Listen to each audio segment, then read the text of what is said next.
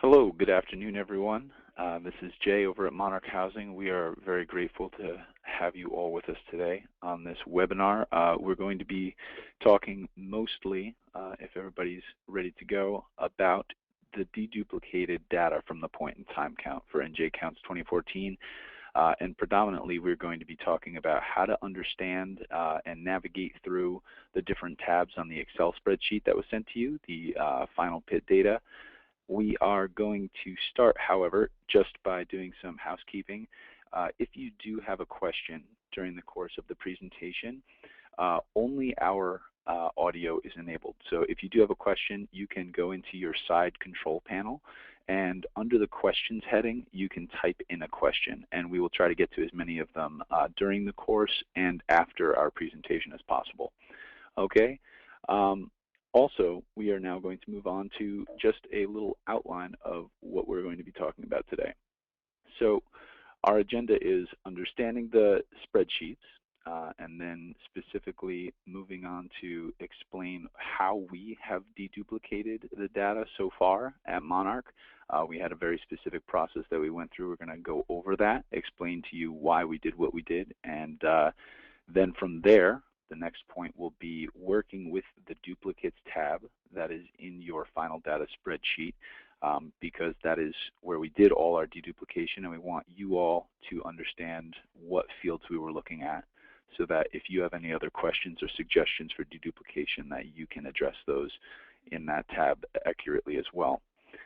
And then finally, we're just going to wrap up with some next steps that we need everyone to be mindful of, and kind of the way that we're going to move forward communicating regarding this deduplication process with you. All right, so we are going to, that was the shortest PowerPoint presentation ever. We're going to escape PowerPoint, and we are going to move along to Excel right away. And hopefully you all can now see the spreadsheet that's going to be our presentation spreadsheet. Obviously, the names have been changed to protect the innocent here, and this is kind of a blend of multiple spreadsheets that we sent out to everyone. So hopefully we can just talk about the spreadsheets themselves and not the nitty-gritty of each individual record. All right, so we're going to start right here. As you can see down on the lower left-hand corner in my tabs, I'm in the raw data tab. Okay, so as was explained in the email that we sent out to you, the raw data tab really just contains all the point in time count responses that Monarch received and collected from both HIMIS for agencies that used HIMIS for the count, and SurveyMonkey for those who did paper surveys.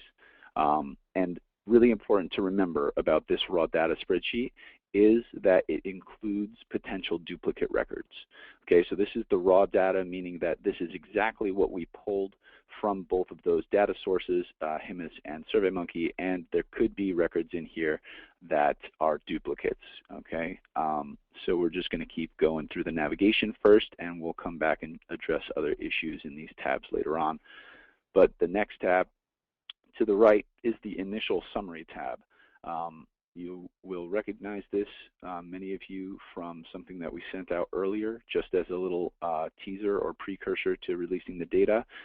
And there are two major sections to it, two tables. The first obviously has the title SurveyMonkey data, as you can see, and this data table represents the total number of SurveyMonkey responses that were collected by the location where the individual, or household, I mean, stayed on the night of the count. And this does also include duplicates. Okay, so there are potential duplicate records on this tab as well. Really, down at the bottom, all you're seeing here in terms of distinction is that whereas these records here in the SurveyMonkey data table represent the responses collected, these down here represent the total number of individuals counted from HIMIS. Okay, so the total number of clients that were actually recorded as opposed to the total number of surveys on the top table. So there are two distinct units of measurement here. And also to remember, this is counting everyone, every type of survey that came in, depending on where they said they stayed on the night of the pit count. In terms of counting folks as homeless, households and individuals from the following categories were counted as homeless by Monarch unless otherwise specified by the county. Okay, so we have a list of them right here, but those include on the street, an emergency shelter, transitional housing, hotel, motel paid for by agency, domestic violence shelter, apartment from Board of Social Services temporary rental assistance, hotel, motel paid for by agency, apartment, oh, I think I already said all that stuff. Oh, safe haven, yeah. So, and youth shelter, and sorry, that was my mix-up. So we have this list here for your reference. If you have any questions about what we counted as homeless, or if you want to be sure that your request was honored, we did make sure that counties that had requested specific groups be excluded from that homeless definition, then we did that. But if you have any further questions on that, you can contact us. Okay, we're going to move along to the next tab here, and that is the duplicates tab. As you've seen, we've kind of tried to blow it up a little bit so you can see the individual level records. But the reason that these records here are highlighted in red is to indicate that they were deduplicated, okay, by Monarch. But every single record, as you scroll down the duplicates list, every single record on this list was flagged as a duplicate by one of two unique identifier codes that we generated using the identifying information of each individual record. So you can see that these first four columns indicate those unique identifiers. Okay, so these two levels were, one was a lower level, which just used the first and last initials, age and gender of the individual, and the deeper level identifier added the middle initial and second letter of last name to do additional kind of a deeper level of deduplication. So as I said, the records highlighted in red were the ones that we have already eliminated, and hold some of your questions for later on regarding more in-depth stuff about this tab, because we are coming back to it to discuss it in further detail. Okay, the next tab to the right, as we've gone from duplicates to the right, is deduplicated data. This is basically the raw data minus the duplicates tab equals the deduplicated data tab. This is all of the data that was collected minus all the duplicates that Monarch has already removed. Okay, so any records highlighted in yellow on this tab that you might see in your own spreadsheets will indicate, I think there's one down here somewhere, but those records that are already highlighted in yellow indicate that there was an answer, there we are, an answer to the first question on the survey, where did you stay on the night of January 28th, that needs clarification. Okay, so as you can see, these records are highlighted in yellow. That is because someone answered other, and then the answer that was written in was unclear. We are going to make sure that these are clarified so we know how to define these folks as homeless or not homeless to count in your count.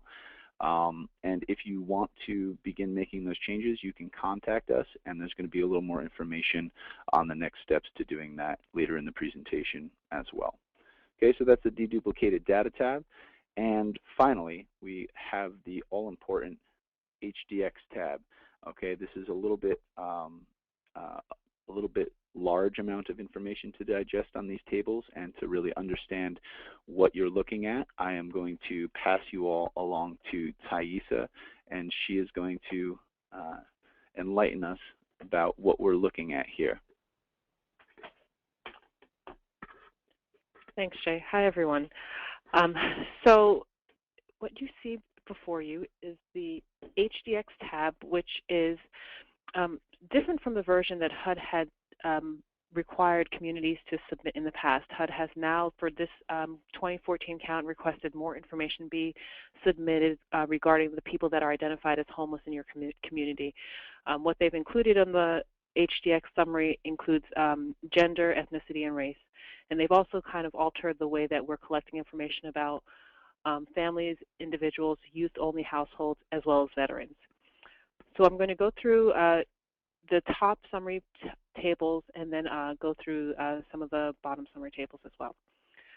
The first table that you'll see in the that's on your screen is for households with at least one adult and one child. These are for the families. This is only families, excuse me, only families, which means that there's one adult over the age of 18 and one child under the age of 18 in the household. What we've done is we've counted all of those families that are in emergency shelters. This can include traditional emergency shelters, hotels, motel placements by an agency. For some communities, this also includes TRAs and youth shelters, domestic violence shelters. Transitional housing is clear in terms of what we counted there. And then unsheltered, we counted anybody who indicated that they were on the streets. The total for this section just reflects the total number of households and persons in households. So the total number of families, for in this case, is 97 families. And out of those 97 families, there are 286 people in those families.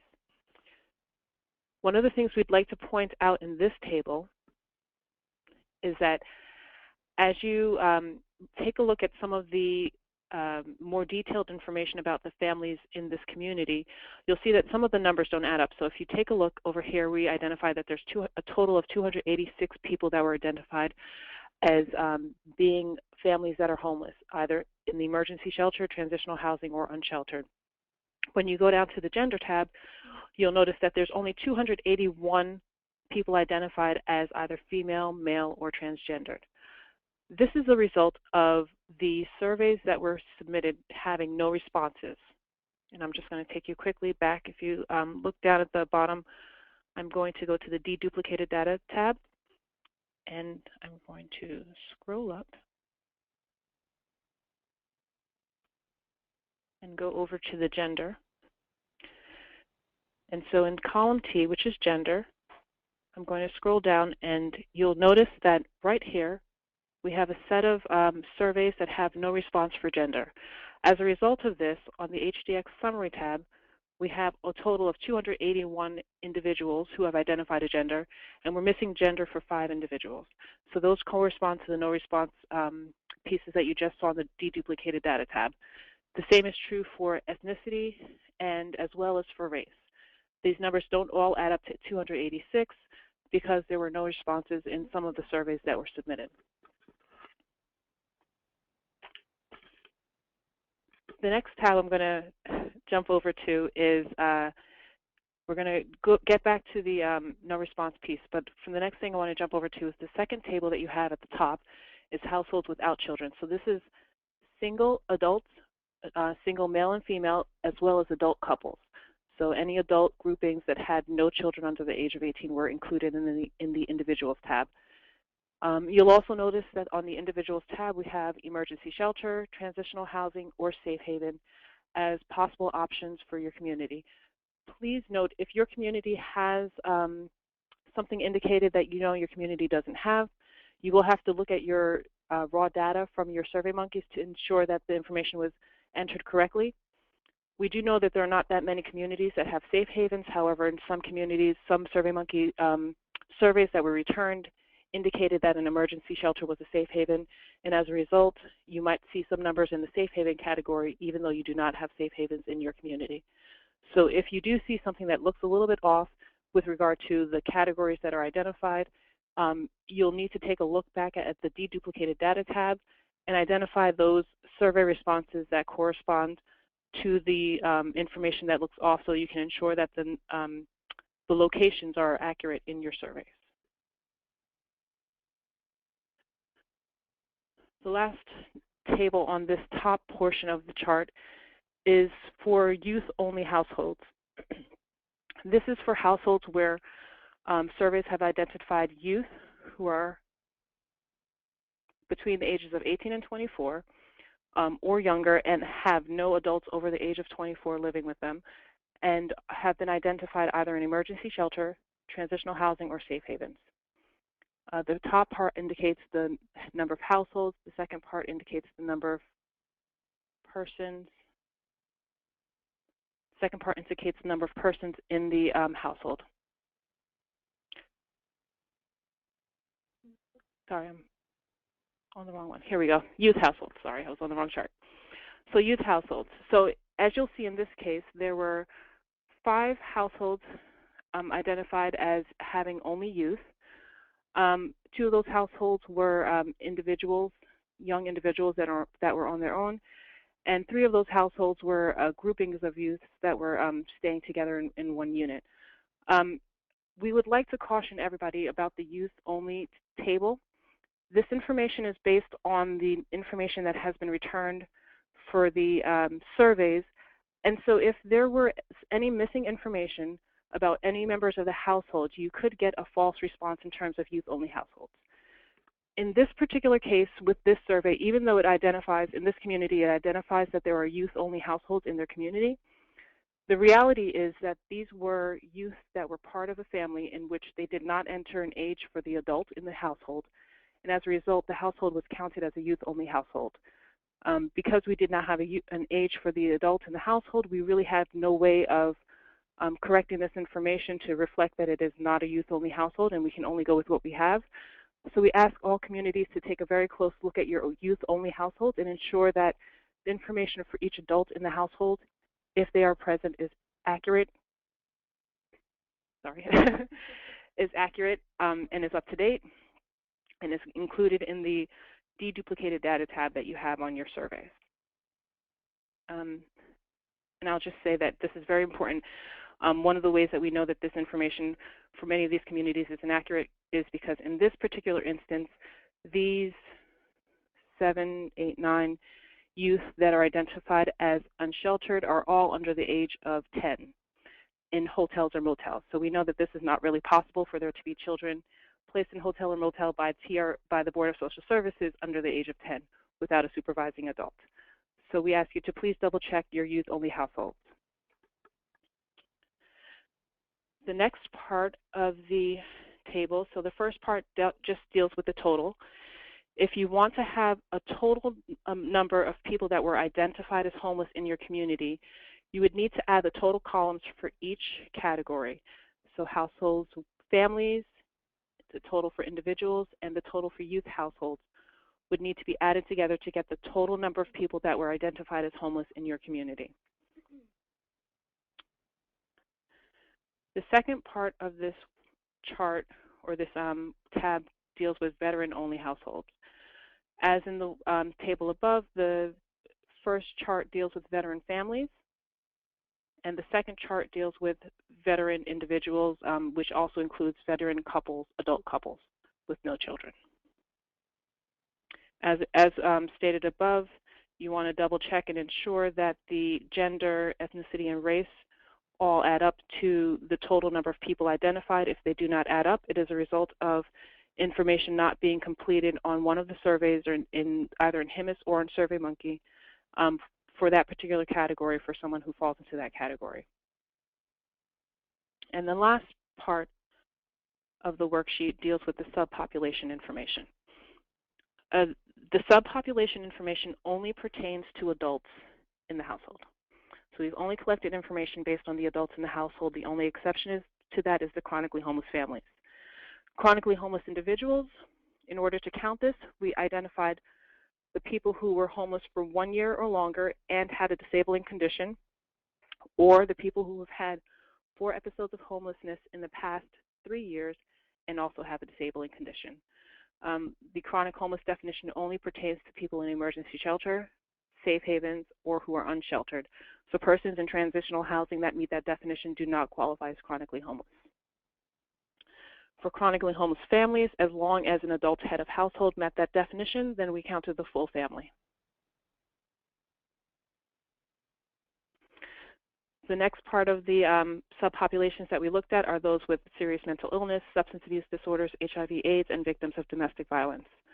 Again, all of this information was collected in question, the De-Duplicated tab. Sorry, I'm just trying to get to the top. On the De-Duplicated tabs in the questions, you'll see at the top here we have questions specifically asking about veteran status, mental health, substance abuse, physical disability, developmental disability, chronic health conditions, HIV/AIDS. And that is where we collected the information regarding the subpopulations that people might fall into. So these numbers relate directly to what people answered on the surveys in the Deduplicated Data tab. The one thing that we wanted to just clarify with everyone is that, as in the example above,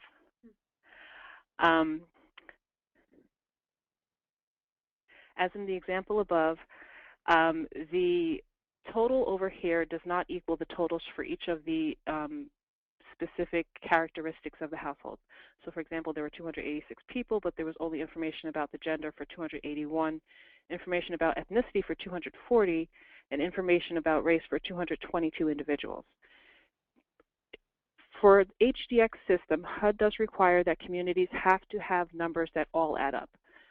So you would not be able to submit HDX data in this manner. The system would not allow you to submit the data because these areas do not add up to the total of 286. In order to address this issue, communities can deal with it in a couple of ways. If you choose to address the issue of missing information by deleting records that have missing information from your deduplicated data set, we're asking that you please, on the deduplicated data, highlight the records that you would like to delete in blue. I'm sorry. If you'd like to, again, I'm going to repeat that. If there's any records that you would like to delete from your deduplicated data in order to have the numbers add up, in order to have your totals add up together, if you are trying to have the information match, you want to highlight any records on the Deduplicated Data tab in blue. If you are going to make the numbers add up by looking at the records that have missing information and adding in the missing information, we ask that you add in the information on the Deduplicated Data tab and highlight those in yellow. Again, if you're going to update the records by adding in the missing information, we hope that it will be happening through conversations with the agencies completing those surveys and tracking down paper survey forms. If you're going to update any data, we ask that you please make the updates directly to the Deduplicated Data tab and highlight those updates in yellow. I believe that is all I have for the HDX summary and the different nuances with this tab. Again, we will have an opportunity to take questions at the end. And now I'm going to turn it over to Caitlin to go over the deduplication process that we went through. Okay, hello everyone. I just wanted to say too that everything that we're talking about will be posted in a PowerPoint format. So in case you're trying to write notes on what we're saying, everything will be posted so you'll know how we did the deduplication and everything through that. Okay, so I'm going to attempt to explain to you how we went through with our deduplication process. We went back and forth a couple times about how we were going to make the deduplication, and finally, we came up with kind of as strict as possible. We do plan, as I believe we've mentioned at all of the meetings, plan to get feedback from all of the continuums, and this will definitely be one area that we'll need to get more feedback from, so that for next year, maybe we can go about the deduplication process a little bit differently. So anyway, for this year, what we did is we have this duplicates page in which Jay explained there's a unique code for all entries. Any of the entries that came up as duplicates were moved to this tab in order for us to look at a little bit closer. So now so there were three main types of duplications that we found, and I'm just going to go into how we made the decisions to either highlight them in red in order to be deleted or to keep them in there. The first type is the SurveyMonkey to SurveyMonkey duplicates. You can know it's a SurveyMonkey form by the household ID. So the household ID is column E. All the SurveyMonkey entries have a household ID of about a $3 billion number. All the HIMIS ones, as you can see, these are all HIMIS ones, have a much smaller number. So that's a pretty sure giveaway. Also, in columns F and G for agency and program, those columns are only filled out for SurveyMonkey entries because obviously there was no surveys completed, so there wouldn't be any agency or program completing them for HIMIS forms. Okay, so if we look at these two lines, so these two are two SurveyMonkey entries that have the same unique code. You can tell, they're from the same agency, they have the same where they stayed last night. In order for us to delete a SurveyMonkey record, if it was SurveyMonkey to SurveyMonkey, it needed to match exactly. So that means that every column all the way across needed to match. We chose this because it was too hard really to pick which fields we thought would be the best match out of just simply SurveyMonkey to SurveyMonkey. The only other way that a SurveyMonkey was deleted was if, say, everything matched all the way up until a certain point. So say all the way up until AQ, everything matched. And then moving forward, one survey was completed and the other one seemed as though the person just submitted it without actually completing the form. If that was the case, then the one that was incomplete was highlighted in red to delete as the duplicate, and the one that was completed was kept. As you can see, there's quite a few that seem to be the same person based on, just basic identifying information and possibly their disabilities, but it could be just one field that really threw it off and we ended up leaving it in there. The next possibility was if it was a HIMIS to HIMIS comparison. I will say there was probably only a few instances of these, but they did happen. So I have an example. If we look, so 80 and 89, these two are all the same. So the main factor for these was their household ID. Since HIMIS has the ability to deduplicate records if their household ID was the same, it is the same person. You can see, it's only their self. They were in this instance, they were actually in the same agency, but the agency has two different types of programs, and they were actually entered into HIMIS on both of them on the same night. For instances like this, we looked at the length of stay, which was 25 days and 13 days, and we kept the one that had the shorter length of stay. The reason we chose that was because obviously they were entered into the program at a more recent date, which means that most likely the original program just forgot to discharge them. So those were those. Again, that was only a few instances, but they were there. The last instance, the last option for deduplication, and really I think the most common, was SurveyMonkey to HIMIS. Again, I have another example.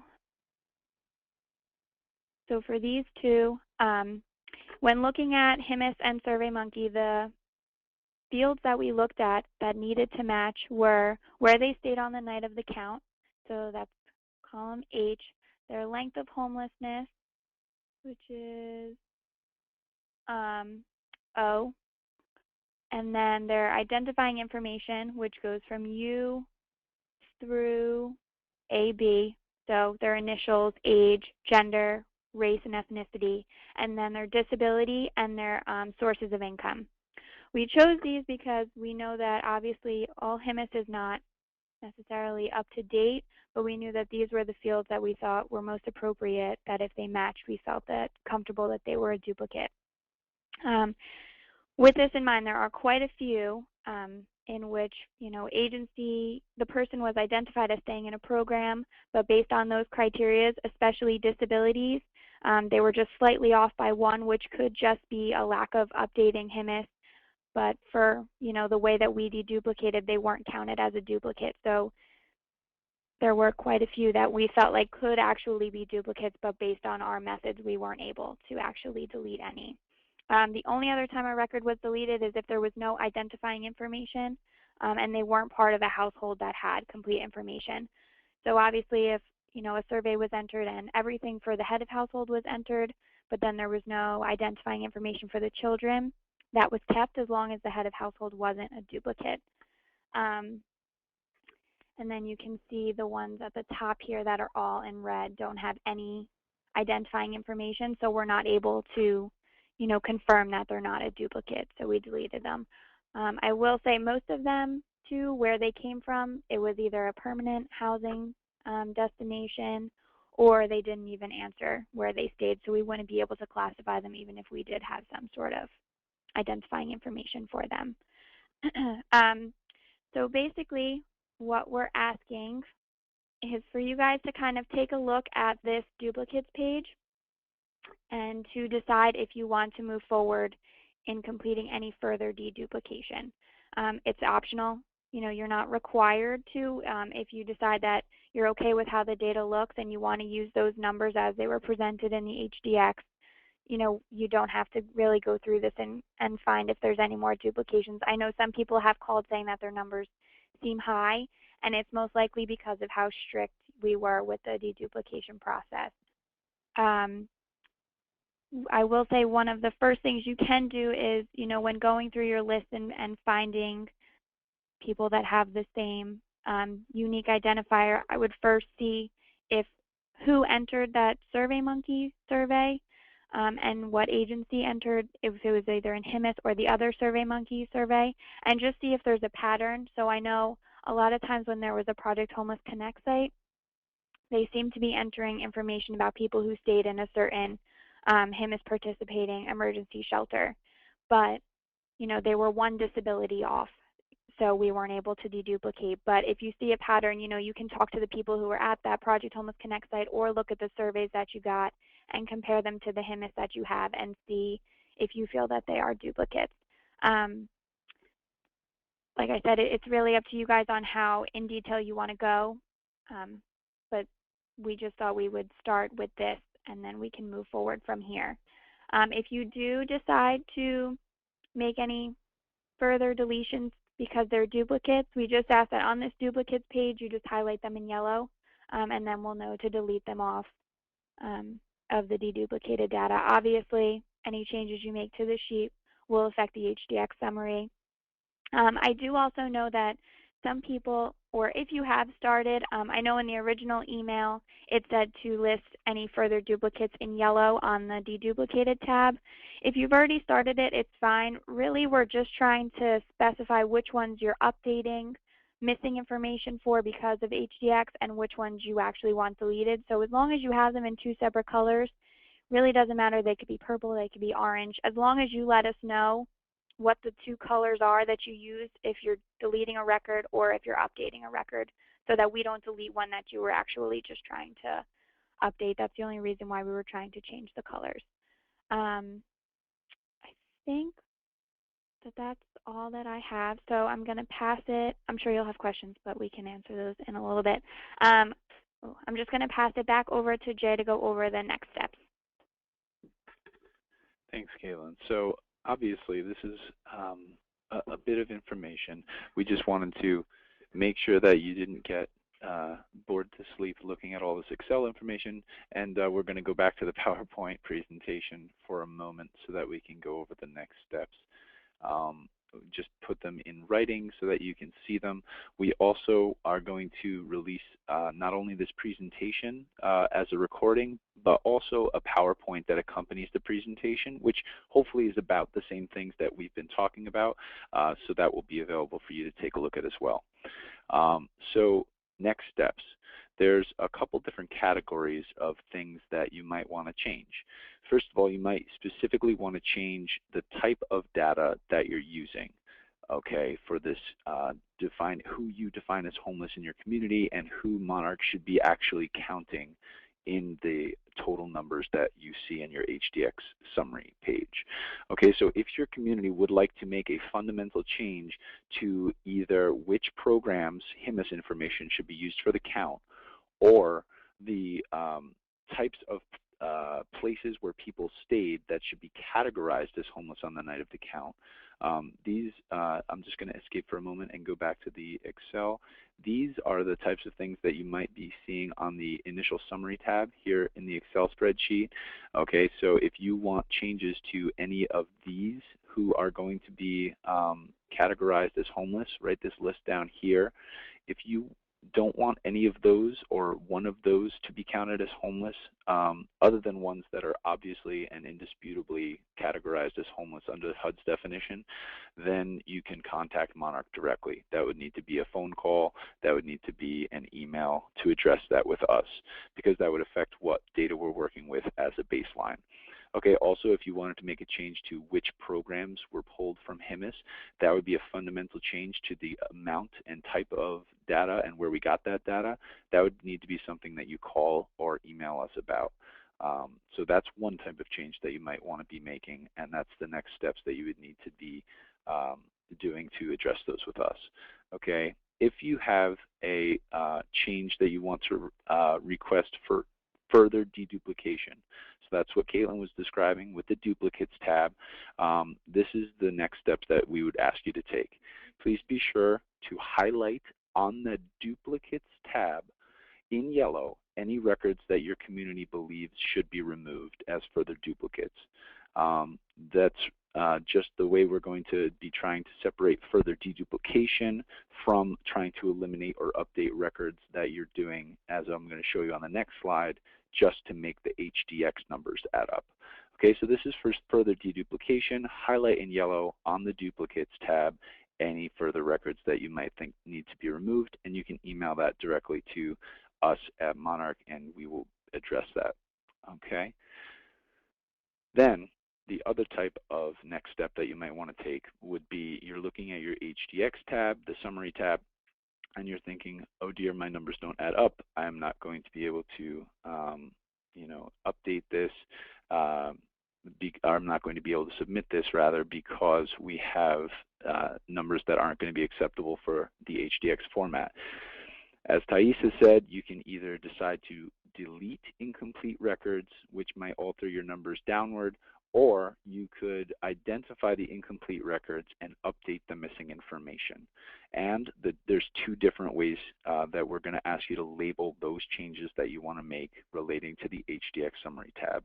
If you want to delete the incomplete records, like Thais has said, please highlight that record on the De-Duplicated Data tab in blue. If you are updating a record so that it has the gender information, the ethnicity, or race information that was missing on the original HDX Summary tab that we sent you, please highlight that record, again, on the Deduplicated Data tab in yellow. And like I said, this PowerPoint is not going to evaporate. It's going to be available, and you can refer to it if you have any questions regarding what exactly you're supposed to be doing to address this. Okay, so I do see that there are some questions for from everyone that have been submitted, but we're going to get to that in a moment. First, I just want to make sure that everybody knows the timeline that we're working with. Okay, so we are going to ask that all the requests that you want to make be received or be sent to Monarch by 5 p.m. on the 21st of March.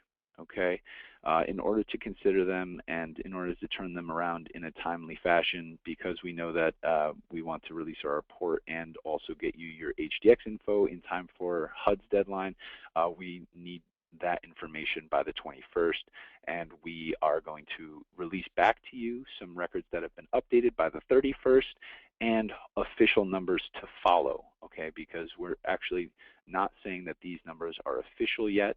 They have not yet been finalized with the final deduplication, and they haven't been officially reviewed by HMFA, who's providing this report to you. So we're going to wait to put the title official in front of everything until that so happens. Okay, I believe that that's the end of our presentation, but like I said, I'm going to leave this screen up, and folks have had some questions here. Let me see, we're going to address them in reverse order. Okay, so we had a question about if the numbers don't match, HDX won't allow the entry of data, and so working through the list isn't really a choice. That is true, exactly right. That's why we were addressing the HDX summary tab in that way, and we're making sure that everybody has the opportunity to decide whether they want to delete records or whether they want to update the records, to make sure that it is it's going to add up, so you can submit it in HDX. And I think that addresses that. If there are any further questions on that, did you want to say something else?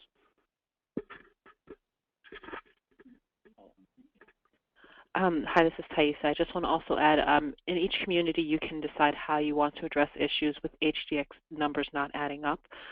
So as we stated before, you can delete records with missing information, or you can update the missing information. The other option is for you to do some analysis of how many people have identified themselves in a particular category. For example, if you have 50% of your people are males, 50% are females, you can make an estimate, make a guess about what the information should be for the missing for those missing information, and fill it in yourself. So there's a couple of different ways that you can handle it. This has actually always been an issue with every year with HDX data, so your community should look to handle it the way that it has handled it in the past.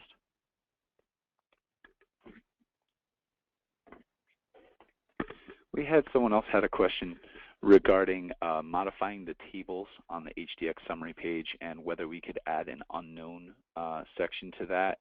But unfortunately, the point is sort of moot, because the reason that we arranged those tables on the HDX summary page in that way is because HUD did update the requirements for reporting that they had. So HDX is going to actually be a different format this year, and this is the exact format that was prescribed by HUD. So we're not going to be able to adjust those tables, especially when we're reporting. So this is, the reason behind why it's been organized in the way it has been. Okay, looking at some other questions. We have a question that says, so youth-only households could be a duplication of a household without children because they are 23 years old and no 25-year-old living with them. We can't add them all together to get a total number. So I guess this is a question regarding the specific age of the household. So for the HDX information, the family households only reflect those that are not youth households. So the family households and youth households are exclusive groups. Families are those families that are adults with children, an adult over the age of 18 and a child under the age of 17, and the youth households are those households that only have youth, no adults over the age of 25.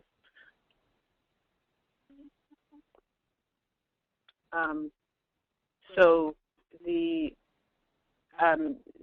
information, the key is that the information should add up within each table shell, and doesn't necessarily have to add up across tables. So you should just deal with the missing information within each table shell. And I'm hoping that answers your question. Okay. We also have some questions regarding additional information. If you do have specific questions, like I said before, regarding exactly what information is going to be used, or the information that we used, where it's going to be pulled from, if there are other folks, maybe you think that the list of HIMSS programs not only maybe included too many, maybe you think it excluded someone. If you have any of those questions or issues about where the data has been pulled from, or if there's additional or fewer sources that need to be used for this data pool that we should add to our list, please contact Monarch. You can either call or email us. Okay, so I'm hoping that the folks who are asking about the data sources will understand what next steps to take. Aside from that, we had, I think, have addressed the majority of questions that have been in the sidebar. If anybody does have another question, please do type it in now, and so that we can address it. Otherwise, like we had stated, don't panic about the different types of measures that we're asking you to take for each type of problem or issue that may arise. There is going to be this resource available. I think we'll probably message it out to you as well, the link to it on our website at the very least. I believe that that's what we needed to say. I don't see any other questions. If it would be helpful, I think that we can open up the audio lines if folks need to have a question. What you can do is, if you look in your sidebar, there is a column that offers you the option to raise your hand. Okay, so if you do decide you need to raise your hand, I can call on you and give you the audio capabilities if you have audio capabilities on your phone, or if you have a voice over internet protocol with a microphone, we can give you the ability to address everyone with your question and try to answer it for you. I do not see any hands, so if you have another question that everybody would be benefiting from, please show us the hand. Hi, this is Pace again. I'm just going to make one clarification on the HDX data. If I can, sorry, I'm going to just switch over to the Excel sheet. Okay. So on the HDX Summary tab, the first chart is the the families, and these families have has at least one person under 18 and somebody who's over the age of 18 in that adult family. And then we have the breakdown of those who are under the age of 18, those who are 18 to 24, and those who are over 18. Sorry, I have trouble scrolling through this. On the individual tab, this is all individuals that are identified, individuals over the age of 18 that are individuals or adult couples over the age of 18 that are on the street or in emergency shelters. And as you see, there's a breakdown between those who are 18 to 24 and those who are over the age of 24. The last tab is households with only children, and this tab is for households that are only children under the age of 18 with no corresponding adult associated with that household. So these are only households that have children under the age of 18 who are either in emergency shelter, transitional housing, or unsheltered. These are floating children that do not correspond to any other family. When I was speaking about checking the records, just in case, in this instance, these were children that we know are associated with a family that has an adult. However, the adult's age was not included, so the adult was not counted. The children were not counted in the first tab over here of the families. They were only counted in the Use Only tab because they do not have an adult associated with them. I will just say that another way that this could come about, besides the head of household not having an age entered in on a SurveyMonkey form, is in HIMIS. If the person who's entering the data into HIMIS doesn't enter it correctly, and then they enter in the adult, and then they enter in the child as their own household, and that household ID doesn't come up as them together, they will come up as a, basically an unaccompanied youth. And I have seen that in quite a few programs. So if you do have some of those, you might want to check some of your HIMIS records and just see if it's really just a data entry error. And also, as Thaisa had mentioned, these tables, these first three tables at the top here under the All Households header, they're mutually exclusive. Okay, so there are no individuals in any of the tables that overlap with the other tables.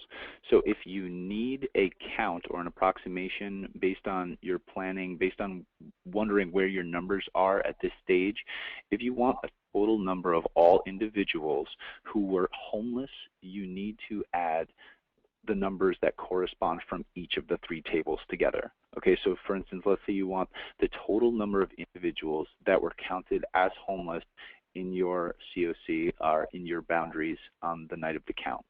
First, you need to add the total number of persons that were households with at least one adult and one child from this table. Then you need to add the total number of persons that were households without children, right? So this table, this first table corresponds to families, essentially. This corresponds to individuals and adult couples. So you'd add these two numbers, and then you'd also need to add the total number of children in one-child households plus the total number of children in multi-child households, and you'd find your total number of folks who were counted as homeless in your jurisdiction. Okay, so that's the way that works. If you have any questions regarding any of the other things, let me just check and see if the magic of webinar has brought us any more questions. I don't see any hands raised. I don't see any more questions.